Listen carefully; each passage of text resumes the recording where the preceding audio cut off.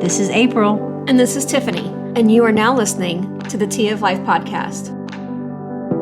Kristina and I have been friends for a very long time, but she and I started this couponing class a long time ago. Do you remember that? Yeah. Facebook reminds me of it too. Oh my goodness. So Kristina and I were like the couponing queens. And we were couponing before couponing was cool. We had a following and everything. We did. Oh my gosh. We taught classes. How many people actually came to those classes? Shoot. Oh my goodness. Quite a few. Quite a few people. Quite a few. So I think it was just a couple years ago that I finally threw away the big... I just threw mine away this summer too because I'm like... I know. I thought, I'm not even couponing anymore. Why do I need this? I'm not going to be teaching I threw a class. mine away. Yeah. But I just remember, I remember the moment that you came to me and you started telling me, I think we were at a restaurant. We were at, I remember where we were. We were at the Mexican restaurant on Chastain Road.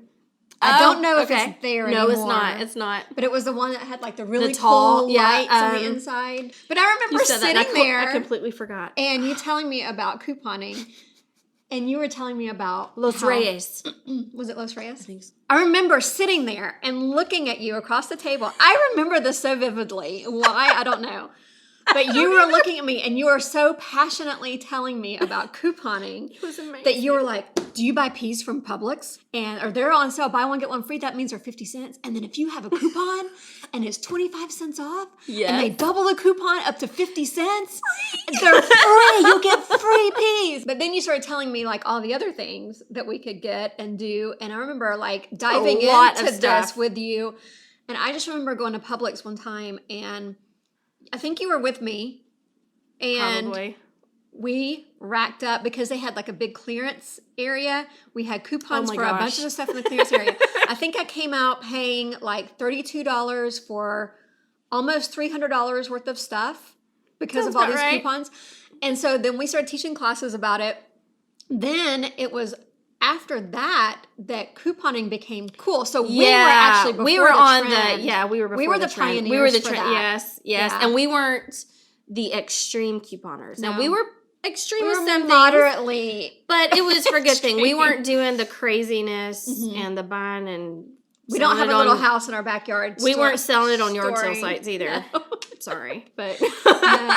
That's why I would get mad because I would go for something and they wouldn't have it because those people came through. Oh, I know. And I got still really see frustrated. Whenever I go to Publix now and I look and I do my shopping and I go, oh, there must be a coupon out for that this week because it's completely gone and the sale just started 2 hours ago. I know. I'm like, okay, mental note. Come back in a few days. Maybe they'll restock. Right? Mm-hmm. Go get your rain check. Yeah. So yes. But I think that is something that I don't miss doing. It was good for me at that time in our life because our kids were younger. Yeah. So they ate certain things, the typical kid food. And with them going to school and lunches, that was like the thing. The juice boxes or the cookies for their lunches or whatever. That was, it was really helpful then. Right. Hey, it's your week to bring in a snack for the class. Well, here, let me go to the closet, and I got something. But it's also in moderation because you're just sending it to them for lunch. Yes. But now you homeschool. Yes. So they're at home. And so now it would not be in so much moderation because they'd be eating it all day long. Yes. Right. Do you have a secret cabinet in your kitchen that is for you only? I do have a little secret place, I think, in my pantry now, but that was mainly because whenever I got to this whole physical thing that I've been going through this year, where I'm trying to stay away from the gluten stuff and whatnot, I have had to hide some things so that they don't get into it, like chocolate bars or whatever, that are I have good one, for me. And I almost accidentally revealed it the other day. Really? Yes. Makes me think of Frankie Heck, right? Oh, yeah. The nightstand. Munching in the middle of the night. I love her. She is amazing. I tried to watch Everybody Loves Raymond the other day, and I couldn't get into it because I'm like, this is not the same character. Nope.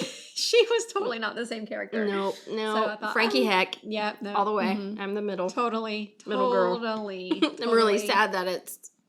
Oh, what's really bad is when your kids point it out. Really? Oh, yeah. We love that show. Or the other one is the Goldbergs. Yes. Okay, so, or when your kids point out that you're acting just like Beverly Goldberg. Beverly is my Excuse favorite.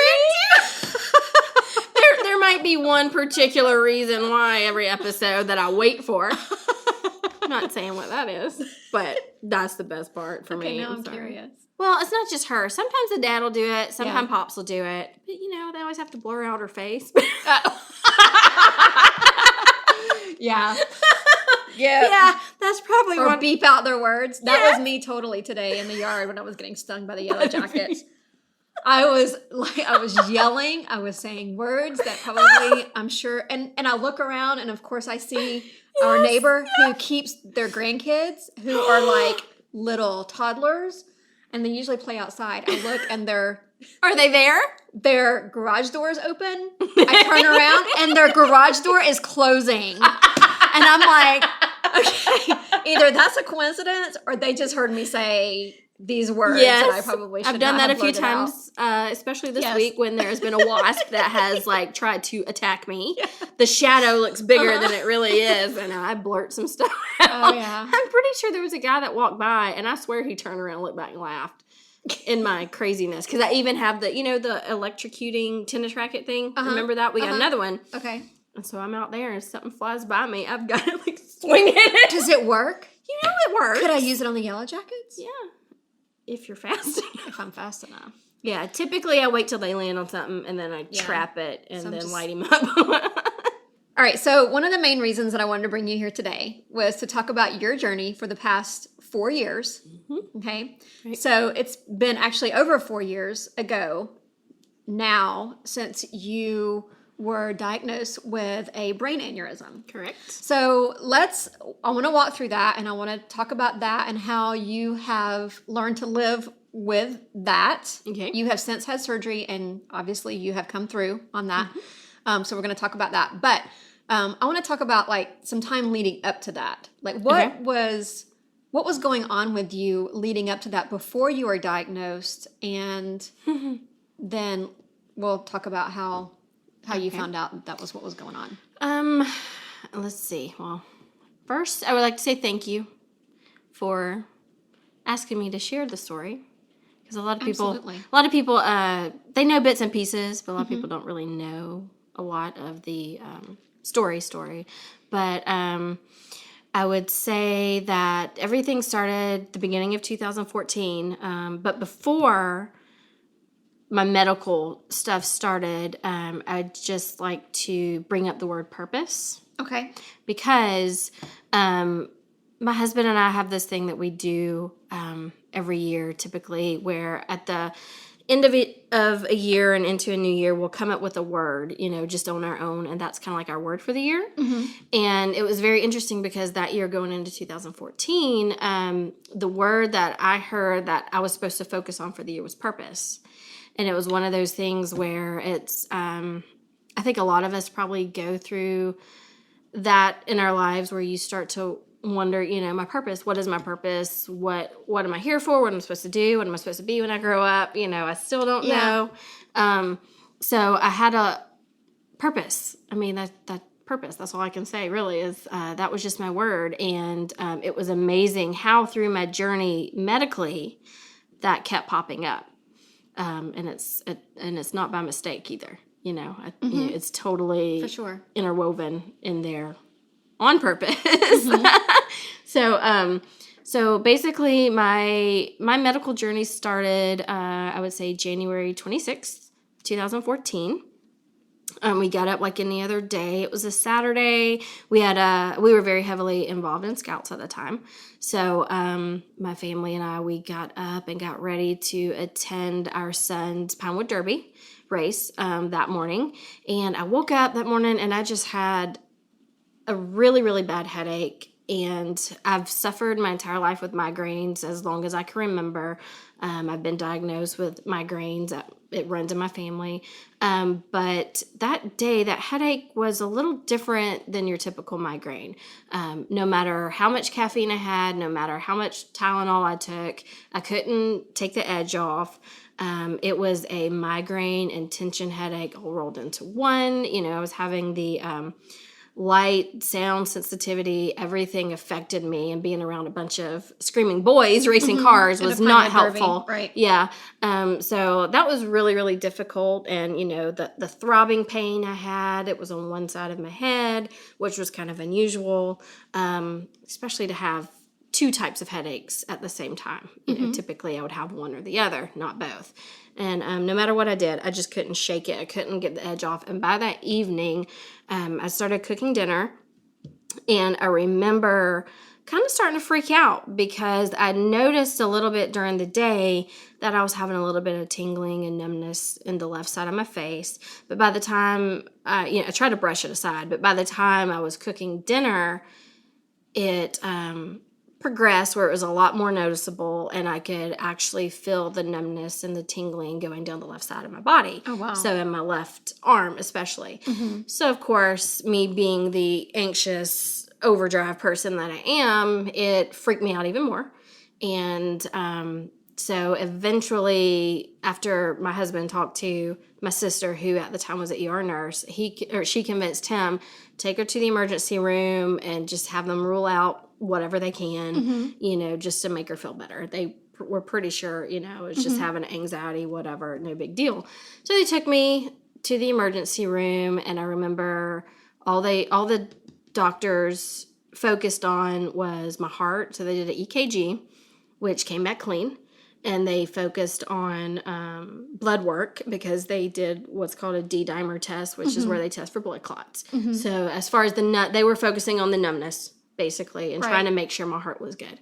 So from that, they came back in, and the doctor was like, I'm just here to tell you everything's clear. Your heart's great.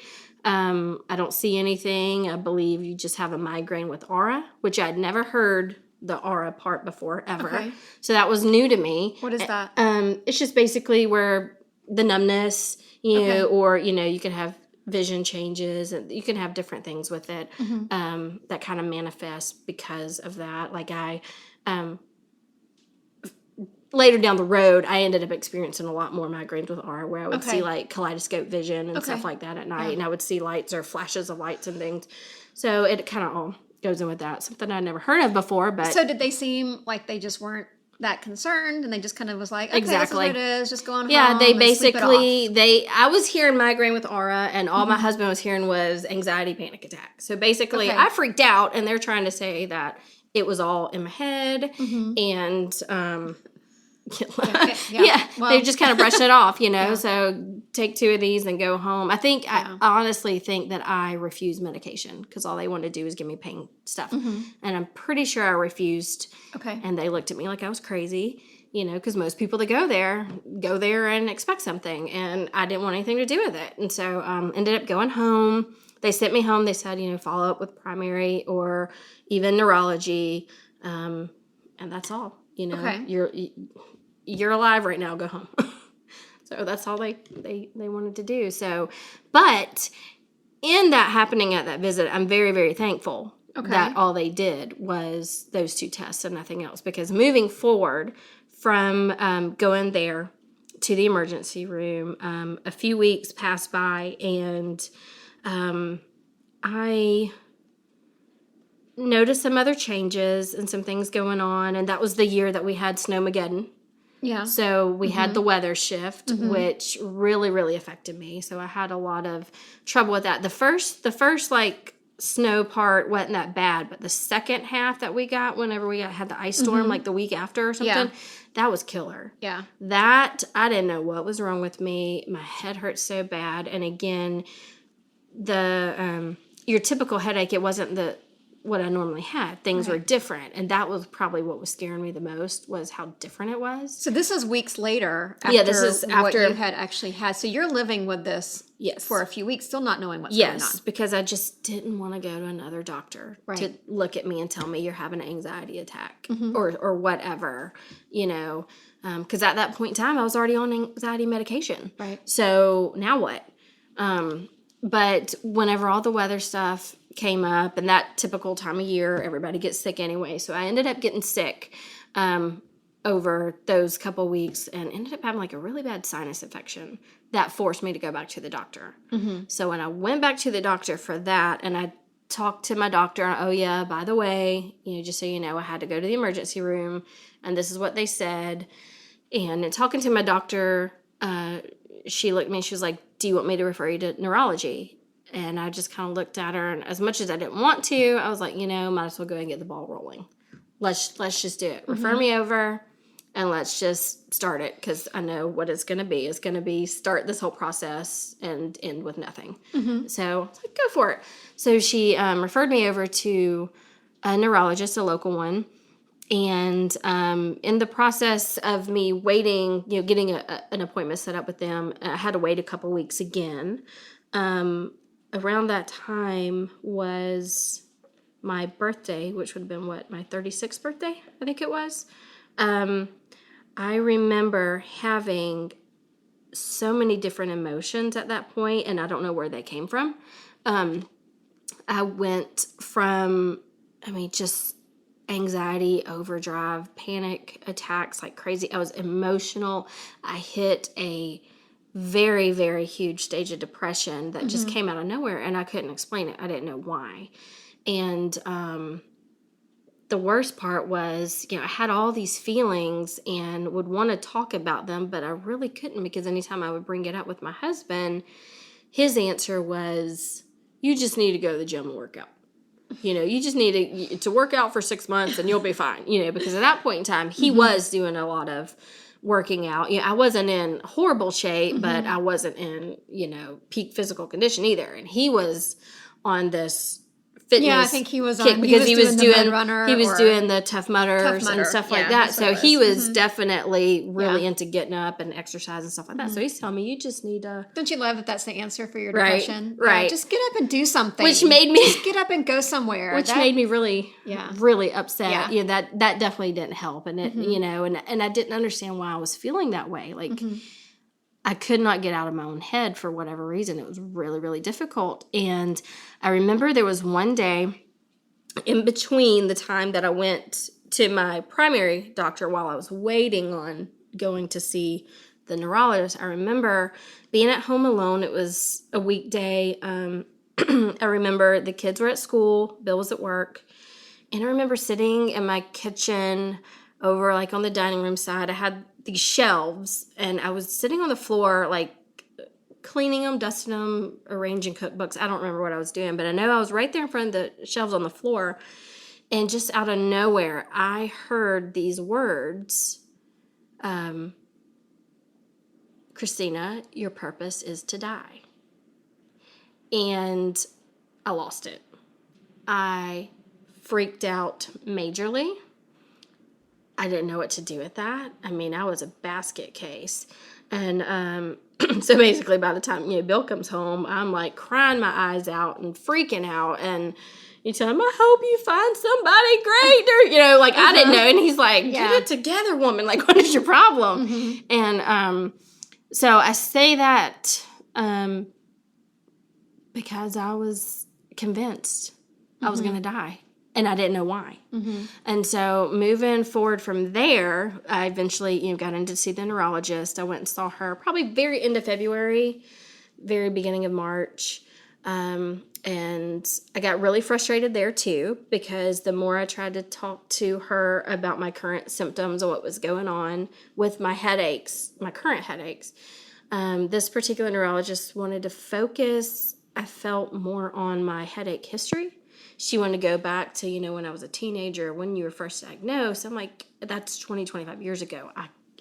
I can't give you that information. I don't remember. Right. I just know I had headaches. That's all I knew. And so even though I got really, really frustrated by the time I left that appointment, I was grateful because one of the very last things she said to me was, we're going to schedule some tests and run some tests just to check and see. I don't expect to find anything there, but we just want to have a look and see. And in the meantime, stay on your anxiety medication. And she wanted to put me on a blood pressure medication, which really freaked me out too, because I'm like, I'm here for my head, not my blood pressure. Right. Which, funny story, actually, I think my blood pressure was. Yeah. You know, it's all related. It's crazy. But, so I ended up going back to see my regular primary doctor in between. And, you know, she was like, you know what, it won't hurt to take that. Take it. Just, you know, I'm like, okay.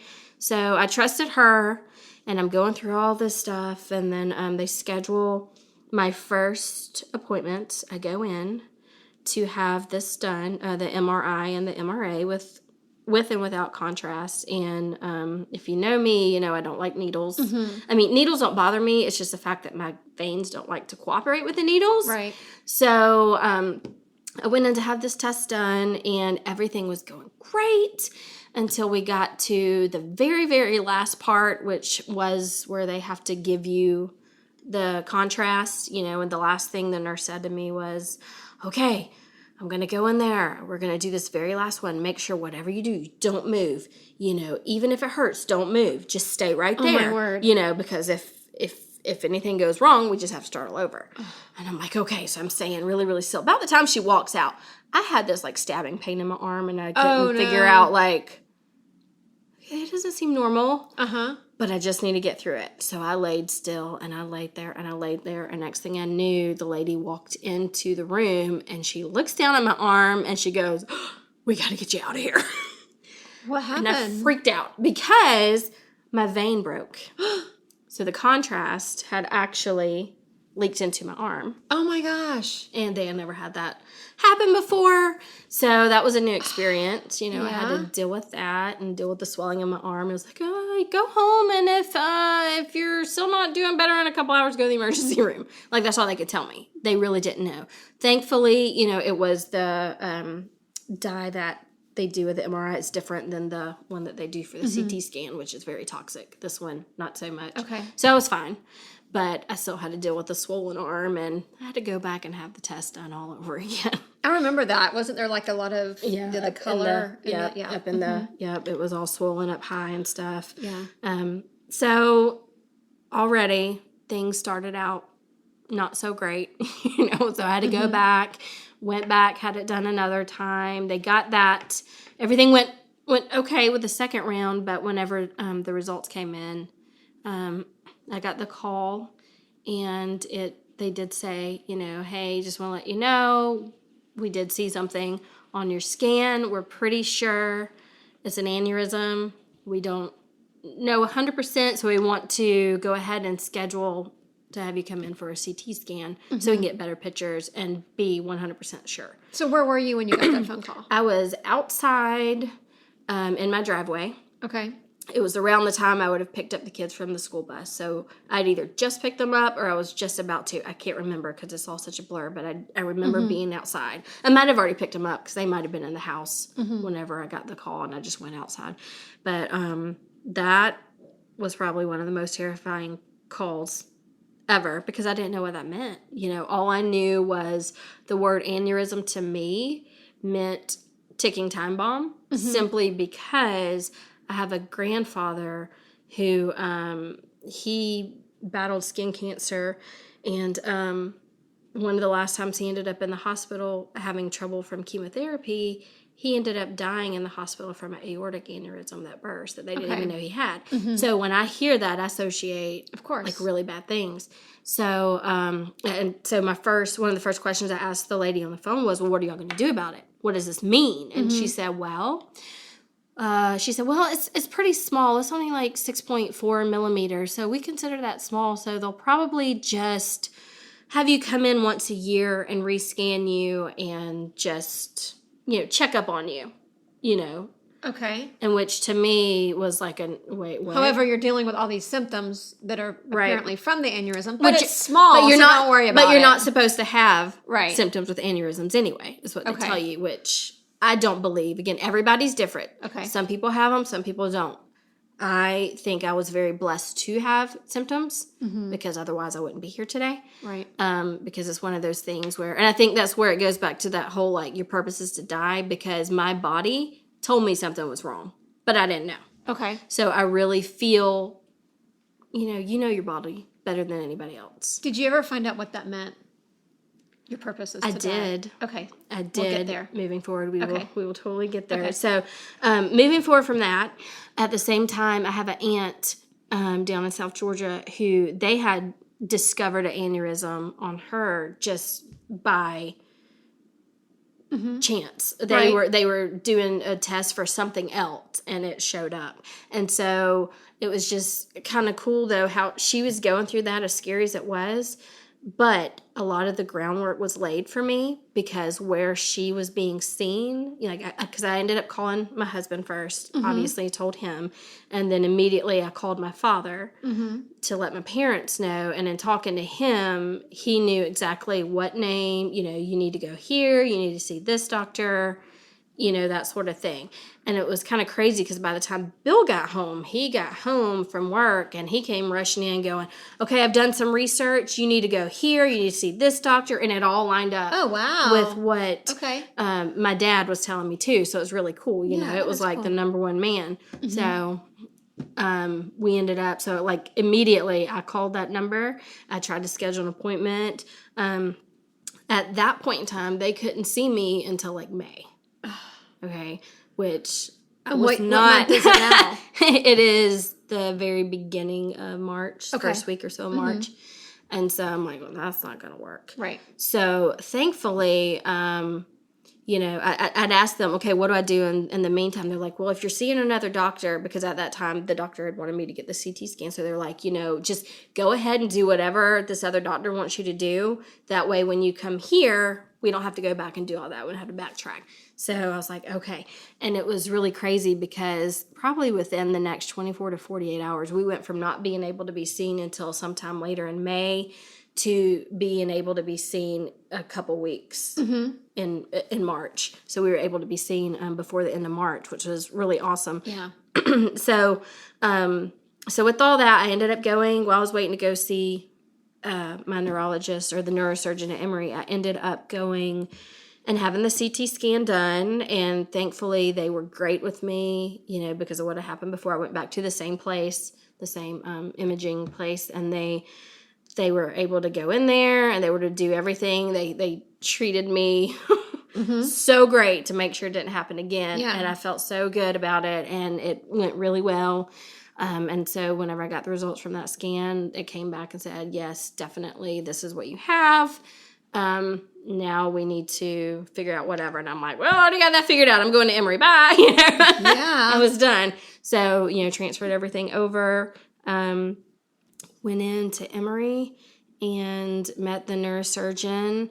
Didn't know, I remember bits and pieces from the appointment. My mom and dad were there and my husband was there.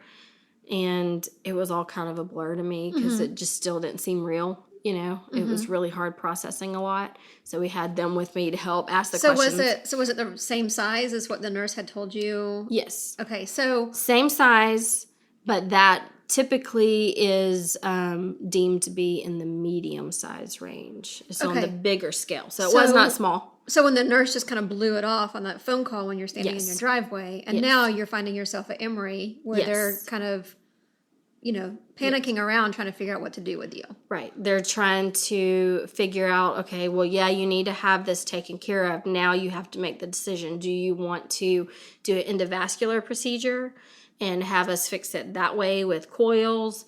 Or do you want to go full on brain surgery, have the craniotomy, have us remove part of your skull, go in there and put a little baby clip on it? And that's the only permanent solution. If you want to have it fixed. And did you go home and YouTube it? Because I would have totally done that. I don't remember. I totally would have gone home and YouTubed everything. I'm sure I Googled stuff. Well, again, having my aunt going through some of the same things, and I actually, when I was going through this, I actually ended up running across a brain aneurysm support group, and it was a lifesaver for me. I connected with so many people who had been in my shoes, who were in my shoes, who have had the surgery, who had the coiling. It was information. Anything you wanted to know, you could ask and you would get an answer for. And it was real, when you go to the doctor, you need to ask about this, this, and this. And it really helped me to be prepared for what I was walking into. Is that a current Facebook group that is still active? Yes. Okay, so we can put a link to that in our show notes if anybody's interested in going and looking. Yes, and they're great. It's for anybody going through brain aneurysm and AVM. It's an AVM and brain aneurysm support group. So I learned a lot of medical things that I never knew even existed. Okay. And so it's for survivors and also caretakers. It's fantastic group of people that I still have friendships with just because of that, because you share that common bond. But so I ended up going, and after my appointment with the neurosurgeon, the one thing he did say to me was, hey, since you're not real sure what you want to do, we want to have you come in for one more test to get even better pictures. So that we know 100% which way to go. Obviously, he suggested the craniotomy and the clipping surgery because of my age at the time. And again, that's the only permanent fix for it. But there's a lot of risk involved. So I went home and I was thinking about it, and they went ahead and scheduled me to have what's called a CT angiogram. And that, it was just another routine test. Had to be at the hospital very early in the morning. Again, my husband and my parents both went with me. We went to have this done, and, of course, they take you back first thing in the morning. Can't eat, can't drink. All I'm wanting is to have coffee and something to eat afterwards. Right. But you have to go through all that, and, of course, they come in right before they take you back. Oh, we need you to sign the consent forms, what are these consent forms for? Well, there's always a percent that blah, blah, blah could happen, so we just need you to sign off. And you're like, it's from, Yeah. This happens to everything. And we're like, okay, we're sitting back there joking and laughing with everybody. No big deal. Sign it off. Bye.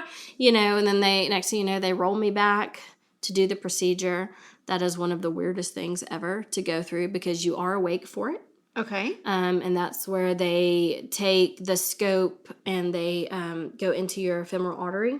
Okay. And they run the scope up with the light so that they can literally run it up into your brain and get the pictures, and they want you awake so that you can communicate if needed. Yeah. But you can't move because if you do, oh my gosh. So can you feel that happening? You can feel the weirdest. I tell you, one of the weirdest feelings is whenever they start, because they have to numb you like locally on the top of your leg. Okay. And feeling them cut you open, like poke that thing through you. Yeah. And you feel the blood rushing. Uh-huh. It's terrifying. Oh my word. Terrifying. But you can't move. Can't move. Luckily they give you what's called happy juice. Okay. They do give you a IV to try to keep they used you to calm. call that like the I don't care shot or something like Yeah, that. it was amazing. Thank God, because otherwise I don't know what I would have done. But it was really weird because whenever they are, the doctor's asking you questions, but you're not supposed to move or respond, but they're just trying to make sure. So it's hard for an animated person. It's very hard to talk without moving your hands. Yeah, you have to lay there and not move because like, if you move, I can't use my hands. If you move, that scope could go wrong place and game over, right? Mm-hmm. So it was really weird because I could see the lights changing colors. I could see the light and stuff. It was really weird. It was really cool, but it was really, really, really weird. Wow. And so all that was great, came through that just fine. But at the end of that test, they actually have to roll you back to a room where you have to wait for 4 hours. You have to lay still. You have to lay flat on a board, like no pillows, flat. You have to lay there for at least 4 hours. Okay. Because they have to make sure everything's good and you clot up and whatever. Well, but before they do that, after they do the procedure and they go to pull the wire out, they have what's called a boomerang. They use different devices. What mine was called was a boomerang that they had to put in there. What they have to do is they have to pull the boomerang out, and they have to, there's a doctor there that has to stand there with you for about 15 minutes and apply pressure, because they want to make sure it's going to clot up or else you'll bleed out. Because it's an artery, a major artery. So the doctor's standing there, and Bill was back there, and my mom was there. And I remember talking to the doctor, and everything was fine. Well, Bill thought everything was good. So he went back out to the waiting room to sit with my dad. And my mom stayed with me. And I remember she's standing at the foot of my bed, the doctor standing beside me applying the pressure. And I remember starting to get really agitated and hot. Mm-hmm. And I started wanting to move, and I remember him telling me, don't move, don't move. You got to stay still. And I'm hot. Like I was so, I don't even know what the word for it. I was just so uncomfortable that I just agitated, I guess would be the best word. I got so agitated that the last thing I remember was him trying to tell me not to move. And I remember saying, I think I'm going to pass. And that was it. That was it. Okay. Next thing I knew, I woke up. There was probably about 20, 25 medical staff in the room, all around me, all this noise. And this isn't supposed to happen. No. Right. This is not supposed to happen. No. So nothing, I see, like nothing in your trend on this from the beginning already until now. Yes. Like everything that's happened is not supposed to happen. Exactly. Okay. Yes. Which is probably not leading you up to feeling like you're going to have very good results for your end result, right? Right. So at that time, whenever I woke up and I was having all this going on, I remember them kind of rolling me over to my side, sticking oxygen mask on me. I remember saying I needed to throw up, and I think I did throw up. I'm not sure. I think they said I did throw up. And then I remember just laying there like completely lifeless. And I remember the one nurse said, we got to get x-ray in here to make sure we didn't break any ribs. And I'm laying there like, What? Ribs? What? I had no idea. What kind of consent form did I sign? What did I sign? What? Yeah, broken ribs for what? Okay, wrong part of the body. But it turned out that I ended up having what was called an extreme vasovagal reaction, which is where my blood pressure drops so low that it tells your heart to shut off to protect itself or whatever. Oh, so it shuts off. Yeah. So whenever that happened, basically my heart stopped. Yep. And so I had no idea this happened. You know, I just wake up and I'm like, what's going on? Like I can't move. I was exhausted. I was so pale. Like all the coloring was gone. It was crazy. All the things that they were saying to me. And the even crazier thing is all this is going on and they're like, we need a crash cart or Coppola, whatever. So they all ended these up doing codes. CPR. Is that what happened? They did not get to CPR. They started with chest compressions, and that's where the possibility of a break came from. So the chest compressions got me back. They didn't have to get to the CPR level, but they were prepared for everything. You know, and it's crazy to think going back that my husband was sitting out in the waiting room with my dad. He heard all this commotion. He had no idea it had anything to do with me. My mom's standing there when it's all going down yelling for help, you know, with the doctor. Wow. So it was kind of crazy. So that right there leads me back to the word purpose. Okay. Because that to me solidified that my purpose was to die. And that I actually, at that point in time, I died. I mean, no matter what you want to say, my heart stopped. So to me, I died. Even if it was for a short few seconds. That's what happened. And I've spent my entire life being terrified of death, being scared of death and fearful, and especially getting older, having children, younger children, and a husband. You definitely don't want to even think about that, about leaving any of those people behind. And the crazy thing is whenever I woke up and I got past that point, I realized that, you know what? If I would have died, it would have been okay because I didn't know the difference. You know, I would sometimes, I made jokes after it happened about how I was frustrated because I didn't get to see any lights. I didn't see the white lights and I didn't get all that stuff. I didn't have one of those experiences, not that I know of. I do remember seeing a lot of like white whenever I was coming back too. Did you see a lot of dark or did you see a lot of red stuff? Because no. That could be, okay. Just no, I didn't see that. No. Okay, good. Sounds good. But that made me feel like, you know, I mean, it took me to a completely different place mentally and emotionally because, like you said, everything up to that point had gone wrong. And here this was on April 3rd, and my surgery, because based on the pictures, we opted to have the craniotomy and the clipping surgery. So that happened on April 22nd. So just a few weeks later, I went into that surgery more peaceful than I ever have been in my entire life. I was so calm. And you know, the couple weeks in between, yes, it was hard emotionally because I found myself having conversations with my husband and my parents about my funeral. And me. Yes. Yes. I remember having that conversation with you. You know, if I die, Yes. what's going to happen? What, you know, I remember coming across a thing saying I want to be a tree, you know, because that was whenever the ecopods or whatever were coming out, where you could be cremated and you could be added to like this pod that you plant in the ground, and as it expands or grows, the pod breaks and you grow into whatever it is, Oh, wow. typically a tree. Okay. So I still want that to happen. That is cool. That is so cool. Yeah. So yeah. So going through all that leads me to believe that my purpose really was to die to myself and to my fears, and that if that were to happen again, I'm okay. So by the time my surgery came in, like I said, I was the calmest I've ever been. It was strangely calm. You were there for the surgery part. Did I get to see you before I went back? No. I can't remember because it all happened so early in the morning. Yeah. So early in the morning. Early.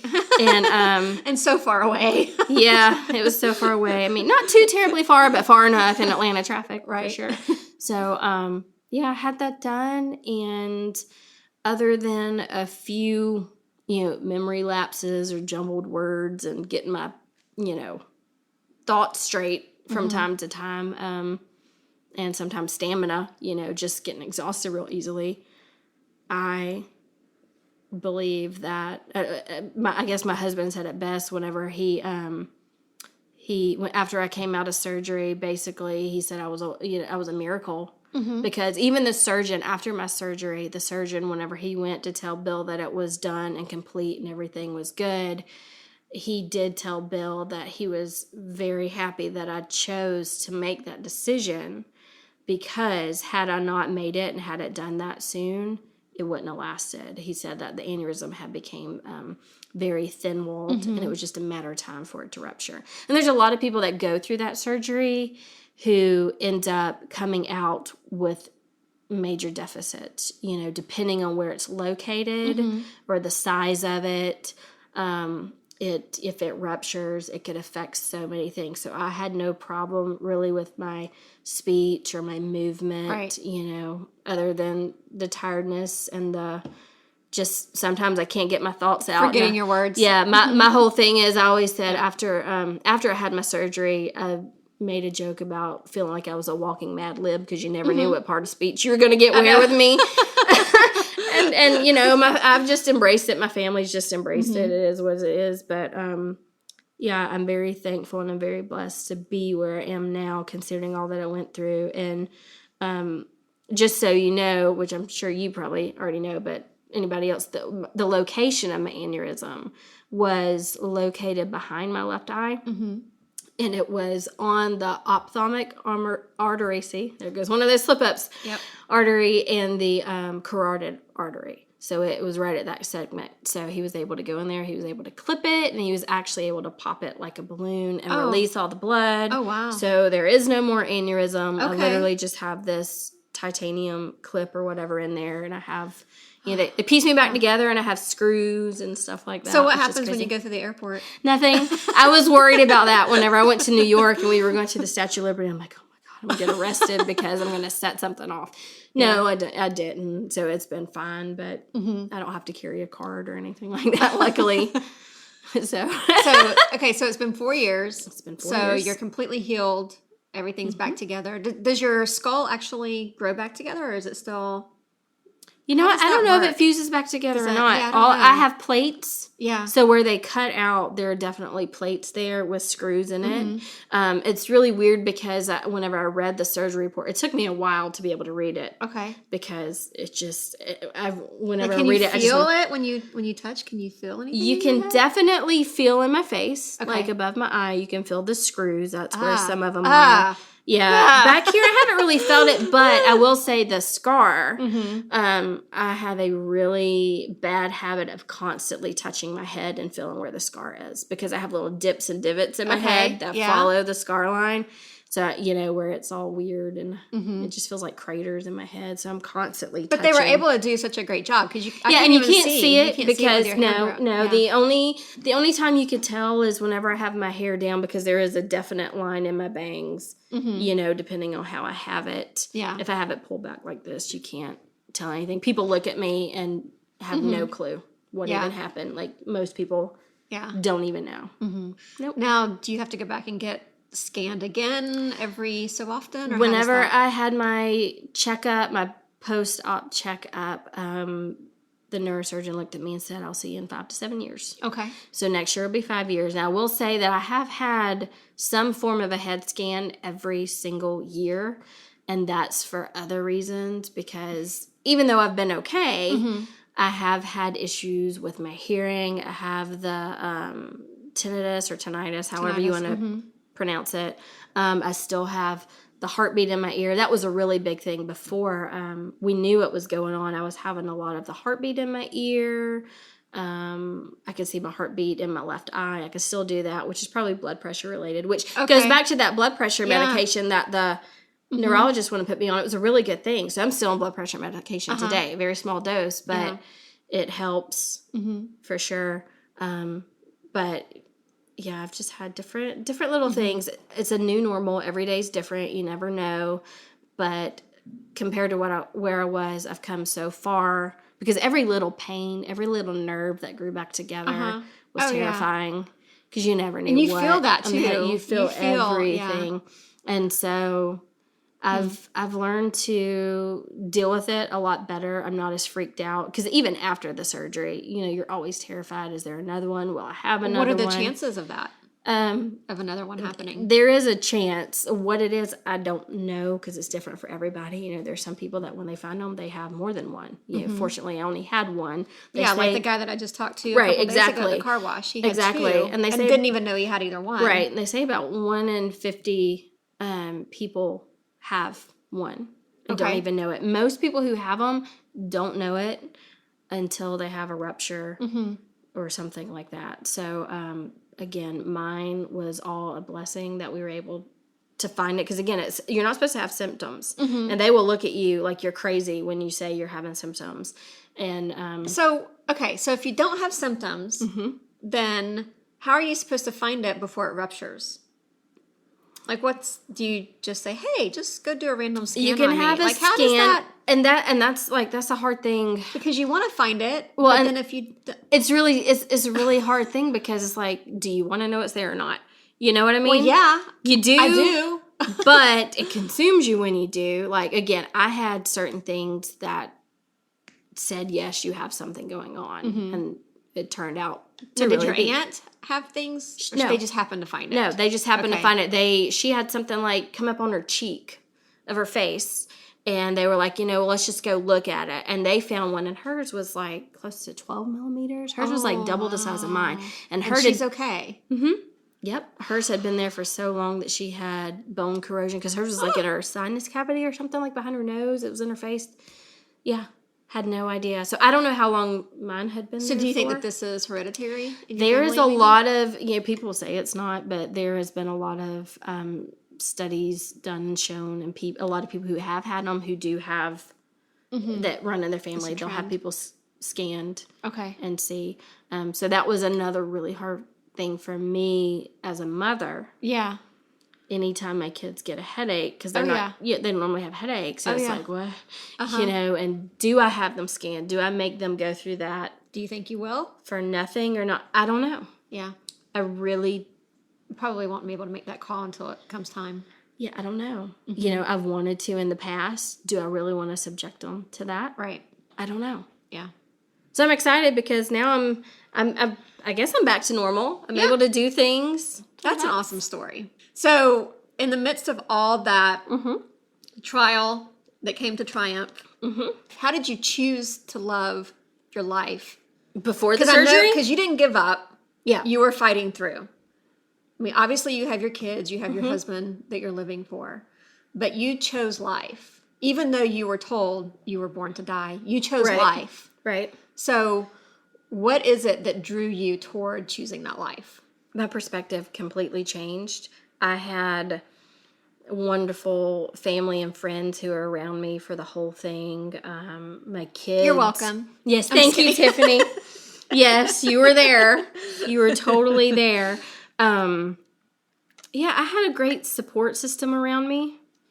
But I think the biggest thing for me, the biggest lesson overall for me was going through that one procedure and learning that it's okay. I'm not in control. Mm-hmm. I think the biggest thing that I see from you from this is the fact that you are a different person now than you were before. Completely different person. I would agree. You are a different person. I would agree. I've seen you on the beginning side of that and now obviously on the end side of that. But I also think that your perspective on life has changed to where a lot of people may go, oh my goodness, I've had an aneurysm.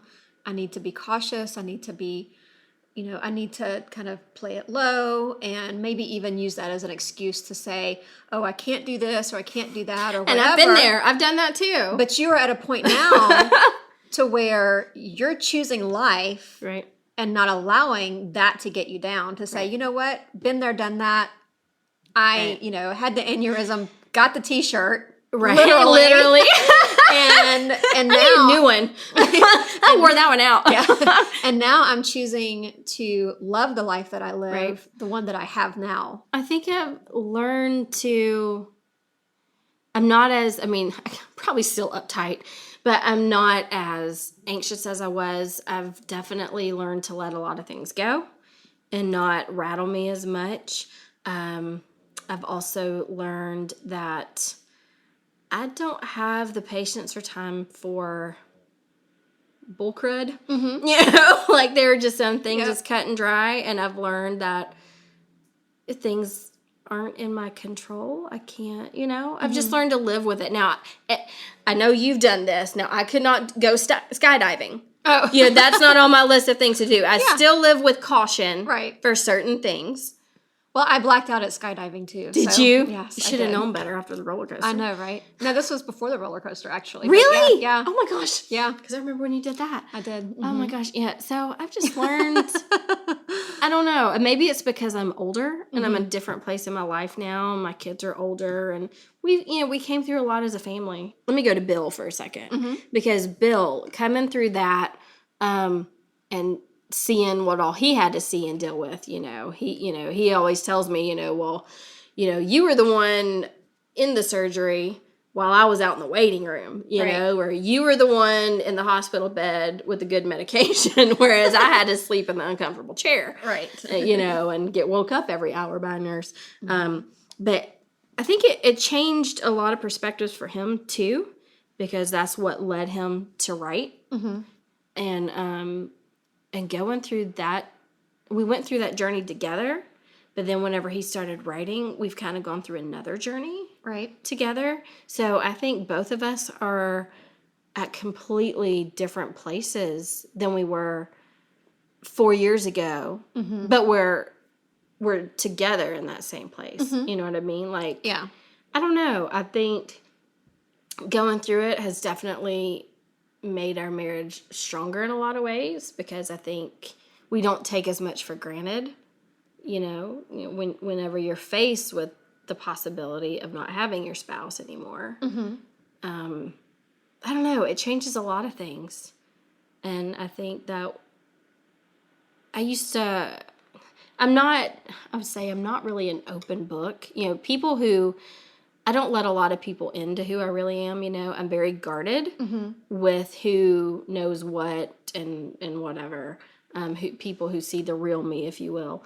And I think that it's even allowed me to break down a lot of walls that I even had with my spouse. Things that, I don't know, you just become a lot freer. When you go through stuff like that and you've been at your worst and in the lowest of lows, and they've been there and stuck through you with it. Right.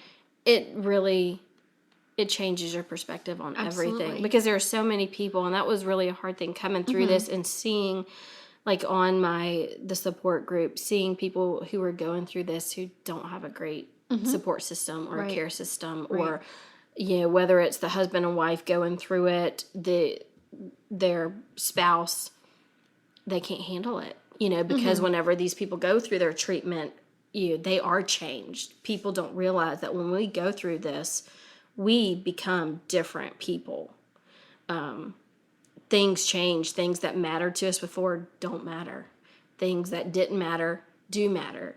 And our whole outlook on life, perspective, everything changes. Your life values changes. Now, I'm still a homebody. I still enjoy being at home and keeping to myself. Mm-hmm. That's just me. I find peace in that. But yeah, you learn a lot about yourself that you didn't know was in there. Mm-hmm. And obviously I had a fighting side because I'm still here. Yep. So, yeah.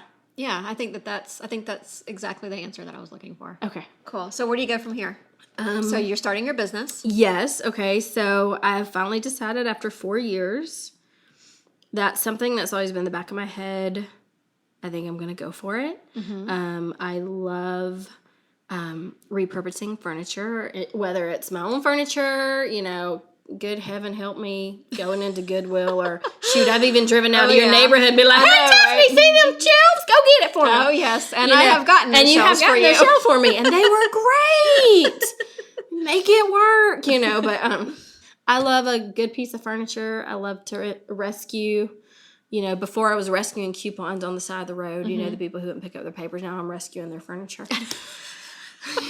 I have decided that there's so many people, even I've done like yard sale, like the Facebook yard sales and things like that, and people will come and pick up stuff from me, and they'll walk into my house and start asking questions. And I've had so many like positive affirmations from strangers that I don't even know about. Hey, the number one question is always, do you do this for a living? Like, do you do this professionally, or or what do you do? And I'm like, well, so now you can say yes. It's always been my hobby. And I don't know why. It's funny because I always say, like, there are some people out there who are like born artists. They could draw these beautiful or paint these beautiful, elaborate paintings and so beautiful. I cannot do that. But you give me a piece of wood furniture and a paintbrush or stain, and I can make something happen. Like, I can't draw the details, but I can be very detailed in my, you know what I mean? So I love doing that. So I really want to,